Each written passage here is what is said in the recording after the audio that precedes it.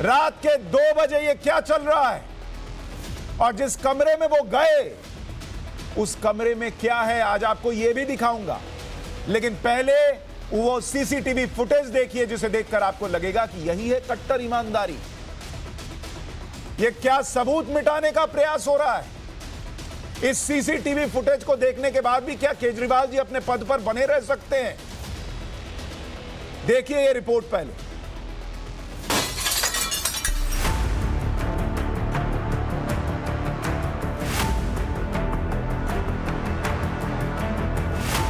कुछ ऐसे ऑफिसर्स हैं, कुछ ऐसे कर्मचारी हैं जिन्होंने पिछले कुछ महीनों में 1-1.5 साल में दिल्ली की जनता के काम रोके। ऐसे कर्मचारियों को, ऑफिसर्स को चिन्हित करके उनको अपने कर्मों का फल तो भुगतना पड़ेगा।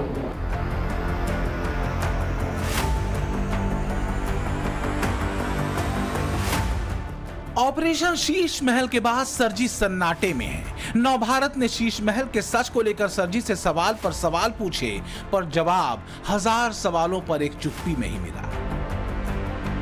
लेकिन क्या जब सरजी चुप थे तब भी कुछ चल रहा था? क्या सरजी के सिपहसालार और कारकुन किसी दूसरी बिसात पर खेल रहे थे? क्या शीश महल के खुलासे के बाद आम आदमी ब्रांड राजनीति की पिटी भद्द की डेंटिंग पेंटिंग का प्लान तैयार हो रहा था? और क्या ये प्लान एक गहरे सबेटाज का था? ऑपरेशन शीश महल को लेकर नवभारत के खुलासे के बाद दिल्ली के उपराज्यपाल विनय सक्सेना ने केजरीवाल के शीश महल को लेकर विजिलेंस को जांच सौंप दी। जांच की जिम्मेदारी विशेष सचिव सतर्कता YVVJ राजशेखर को सौंपी गई। शीश महल के खर्चे को लेकर विजिलेंस की जांच जब आगे बढ़ी तो क्या इस जांच ने सरजी की टेंशन भी बढ़ा दी? लगता तो ऐसा ही है, क्योंकि जो खुलासा आज हम करने जा रहे हैं वो घटनाक्रम शीश महल पर जारी जांच से बेचैन सरजी के सिपहसालारों और कारकुनों की पूरी प्लानिंग की तरफ इशारा करते हैं। और तब पता चलता है आम आदमी के मुखौटे के पीछे छुपे चेहरे वास्तव में कितने घुटे हुए हैं। बस एक मौके का इंतजार था और ये देखने को मिला सुप्रीम कोर्ट के एक बड़े और अहम फैसले के बाद। 11 मई 2023 सुप्रीम कोर्ट ने एक बड़ा फैसला केजरीवाल सरकार के पक्ष में दिया, जिसमें 2 अहम बातें थी। 1, अधिकारियों की तैनाती और तबादले का अधिकार दिल्ली सरकार के पास होगा और 2, पुलिस, पब्लिक ऑर्डर और लैंड का अधिकार केंद्र के पास होगा। और शक्ति आने के साथ ही केजरीवाल सरकार के लिए राहत भी आई और केजरीवाल सरकार की तरफ से अधिकारियों को कुछ ताकीद थी।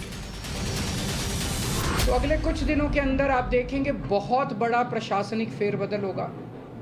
कई सारे ऑफिसर्स को, कर्मचारियों को ट्रांसफर किया जाएगा इस आधार पे कि उन्होंने अभी तक कैसा काम किया।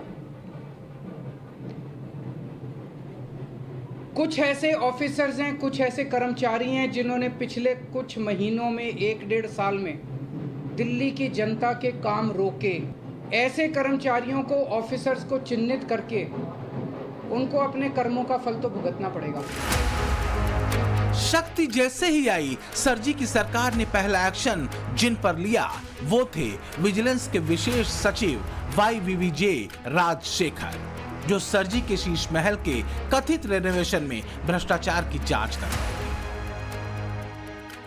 13 मई को दिल्ली के सतर्कता विभाग के मंत्री सौरभ भारद्वाज ने गंभीर आरोप लगाते हुए एक आदेश जारी कर YVVJ राजशेखर को हटा दिया। इस कदम की सफाई में 13 मई को ही सौरभ भारद्वाज ने एक प्रेस कॉन्फ्रेंस भी की थी। उस चैप्टर को आगे बताएंगे, पहले इस बीच के घटनाक्रम को समझिए।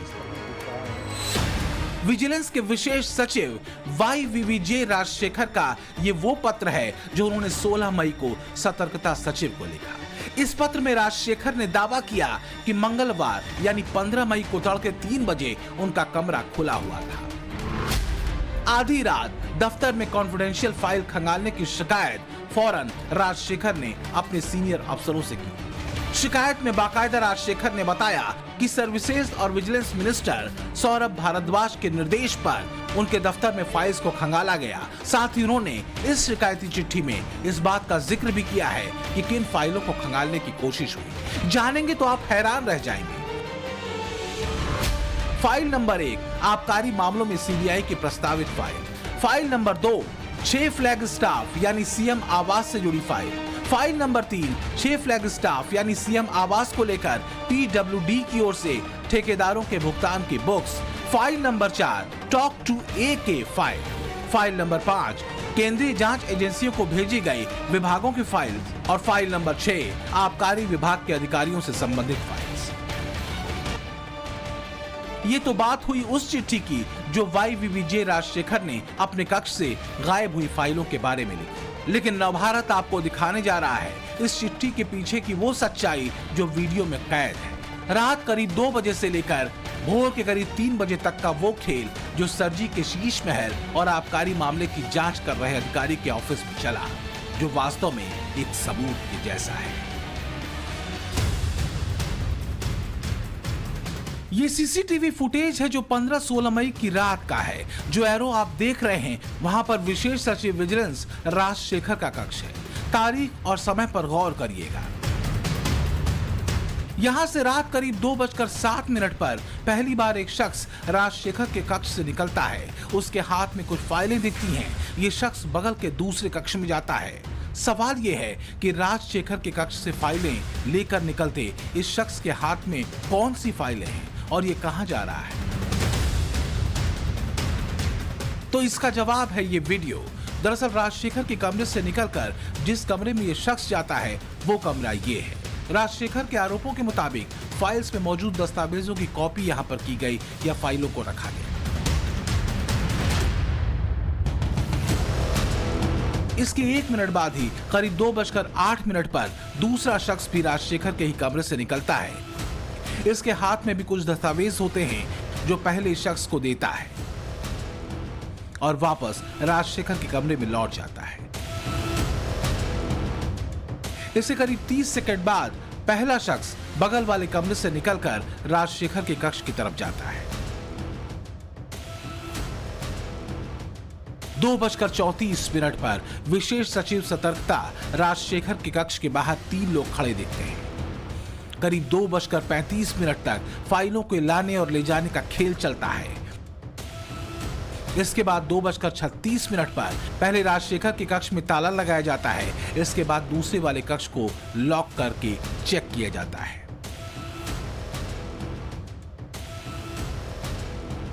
इसके बाद लाइट ऑफ करके सभी लौट जाते हैं।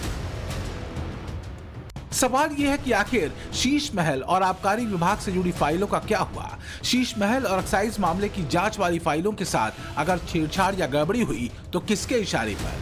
आखिर आधी रात के बाद ये कौन शख्स थे जिन्हें विजिलेंस जैसे अहम डिपार्टमेंट में घुसने और इस तरह फाइलों को ले जाने की इजाजत दी गई? Bureau report, times now, Navbharat.